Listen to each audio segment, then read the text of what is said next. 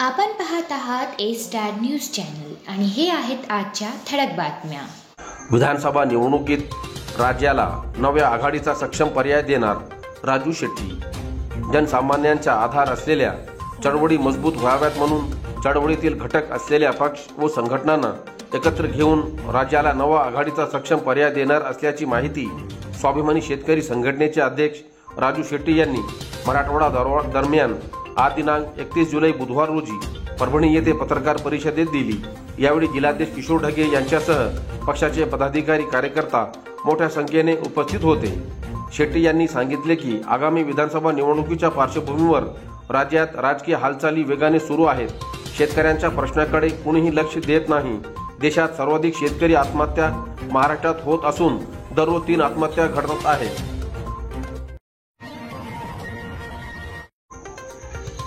स्मशानभूमीकडील रस्त्याच्या दुरावस्थेने नागरिक त्रस्त।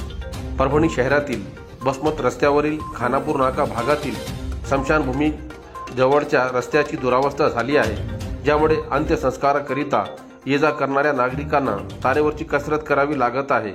खानापूर भागातील या स्मशानभूमीपासून श्रीकृष्णनगर या कॉलनीकडे जोडलेल्या व स्मशानभूमीच्या प्रवेशद्वाराला चिटकलेल्या रस्त्यावर जागोजागी खड्डे पडले आहे।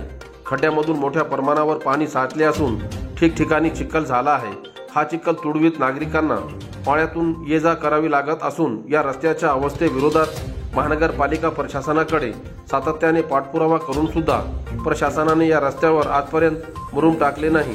परभणी महानगरपालिका प्रशासनाने त्वरित मुरुम टाकून नागरिकांची होणारी गैरसोय टाळावी अशी अपेक्षा परिसरातील नागरिक व्यक्त करीत आहे। महिलांवर अत्याचाराच्या विरोधात राष्ट्रवादी महिला आघाडीतर्फे आंदोलन। राज्यातील महिलांवर होत असलेल्या अत्याचाराच्या विरोधात राष्ट्रवादी काँग्रेस शरद पवार गट आक्रमक झाला असून पक्षाच्या महिला पदाधिकाऱ्यांनी राज्य सरकार आणि गृह विभागाच्या विरोधात निषेध आंदोलन केले। परभणी शहरातील महात्मा ज्योतिबा फुले पुतळ्यासमोर हे निषेध आंदोलन करण्यात आले।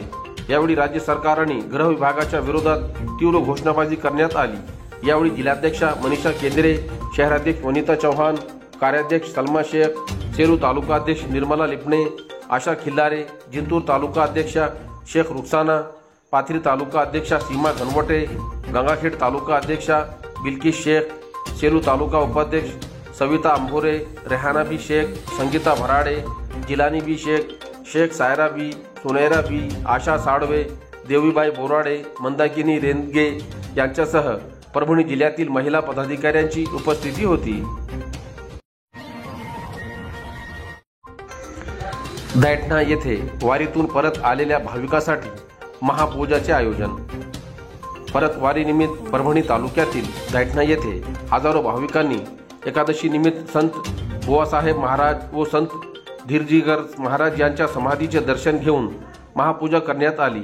परतवारी निमित्त एकादशी दिवशी पंचक्रोशीतील भाविक मोठ्या संख्येने उपस्थिती लावतात। प्रति पंढरपूर अशी ओळख असलेल्या दैठणा गावामध्ये आज हजारो भाविकांची गर्दी होती।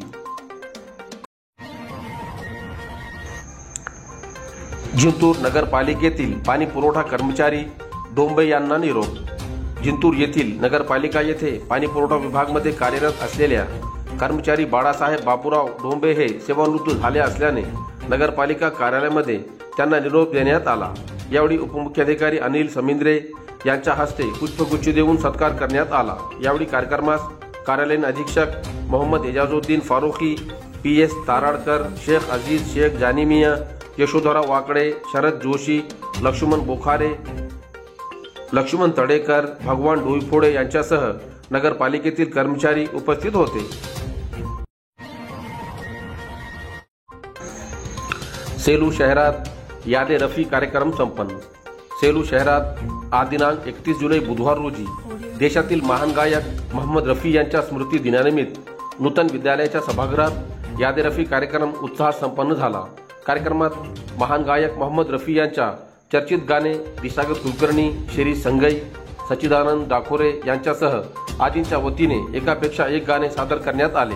यावेळी परभणी जिल्हा परिषदेचे माजी अर्थ व बांधकाम सभापती अशोक नाना काकडे, व्हिजन शाळेचे संस्थापक अध्यक्ष Santosh Kulkarni sir, voice of मीडियाचे सेलू तालुका अध्यक्ष श्रीपाद कुलकर्णी, विवेक सोमनेकर दाजी, मनीषभाऊ कदम, माजी मुख्याध्यापक प्रदीप कोसडीकर, गंगाधर कान्हेकर, दत्तूसिंग ठाकूरसह सेलू शहरातील श्रोते, नागरिक, महिला मोठ्या संख्येने उपस्थित होते.